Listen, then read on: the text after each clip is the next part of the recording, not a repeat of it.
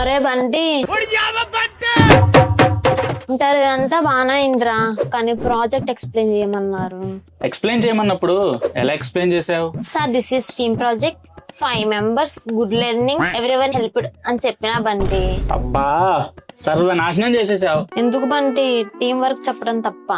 Team work అని చెప్పడం కాదు, మీరేం చేయలేదని ఇండైరెక్ట్ గా చెప్పారు. మరి ప్రాజెక్ట్ ఎలా ఎక్స్ప్లెయిన్ చేయాలో చెప్పరా? నువ్వే కాదు, మీరు గుర్తుంచుకోండి, ఇంటర్వ్యూలో టీం వర్క్ చేశారని కాదు, నువ్వు ఏం చేసావని అడుగుతారు.